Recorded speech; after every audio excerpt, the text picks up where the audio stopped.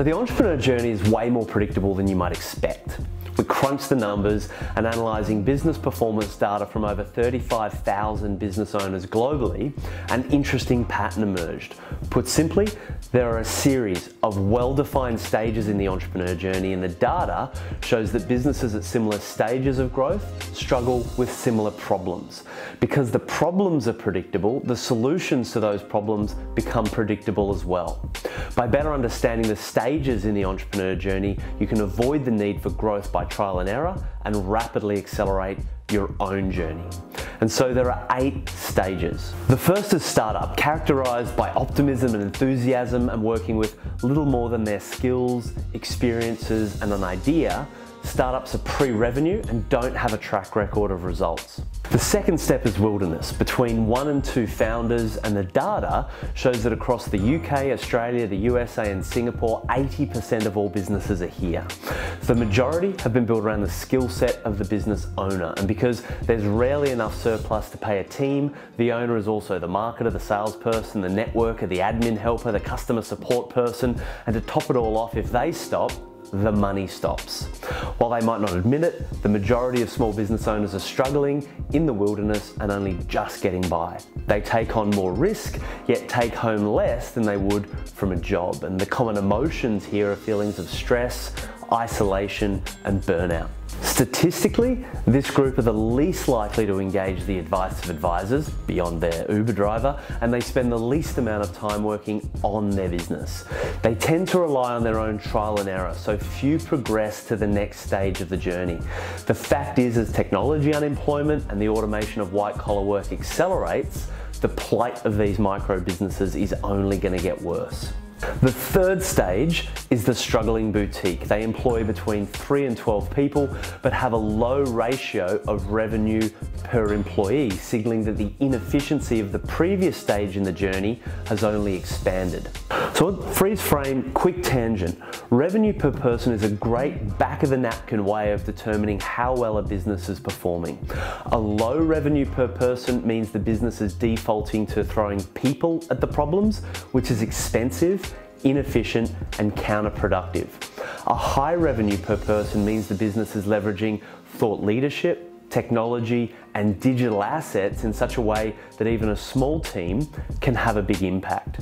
As your business grows and you have better data to work with, profit per full-time employee or even profit per full-time employee hour becomes a more refined metric that you can use. So in a struggling boutique, a small team forms, the roles become more focused, but it still feels like hard work and struggle. These businesses tend to only operate in a geographically localized area, and despite boasting high 6, early 7-figure revenues, still tend to lack financial stability.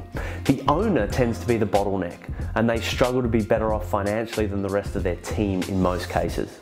Stage 4, a lifestyle business, is where it gets fun. Employing between 3 and 12 people, these businesses generate a high revenue per person. A small dynamic team with low overheads and high energy culture starts to form, and this type of business tends to be led by what we call key people of influence, meaning they embody the vision, the values, and the value proposition of the business. They've built a respected personal brand in their industry, and energetically, this is the most fun, it's the most personally rewarding place to be. Their value proposition and their pitch is highly differentiated. They've got strong cut through to their ideal customers. They attract opportunities. They're highly profitable.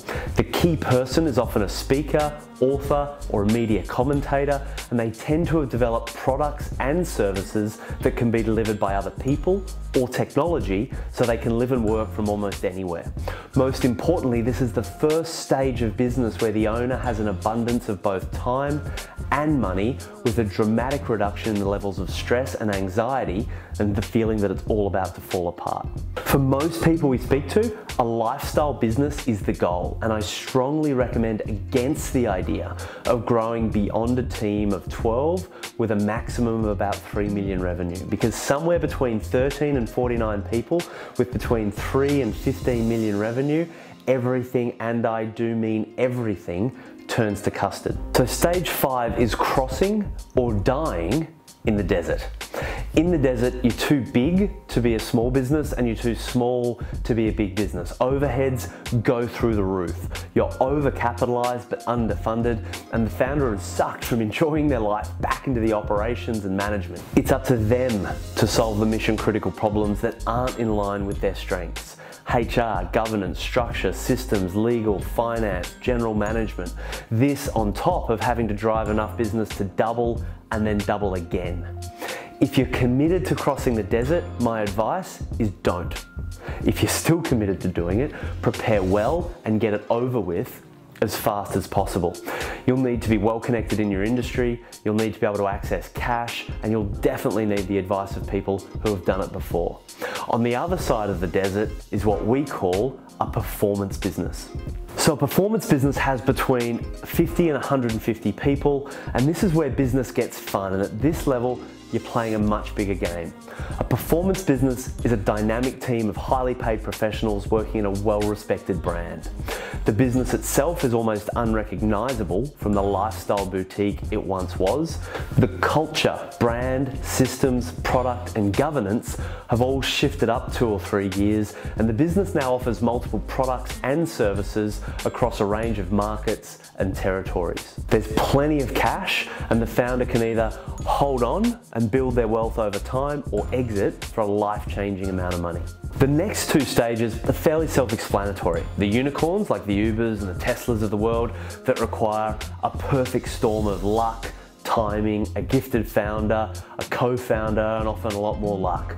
And then there's the corporations like the IBMs or the KPMGs that are frankly now struggling to remain competitive against the groundswell of smaller, more dynamic businesses that are keeping them on their toes. So at Dent, we've personally worked with thousands of entrepreneurs and leaders around the world at all stages of the journey, and I consistently see them making poor decisions that are incongruent with the type of businesses they're in or want to build. For example, businesses in the wilderness say they want to build a lifestyle, but they refuse to hire anyone or develop themselves as an industry influencer. Instead, they juggle emails, paperwork, logistics, and delivering technical expertise. That's not a business, that's a job. And I see lifestyle entrepreneurs with a great business that they've got counterproductive goals of reaching, say, 5 million in revenue with a team of 20, which puts them bang in the middle of the desert.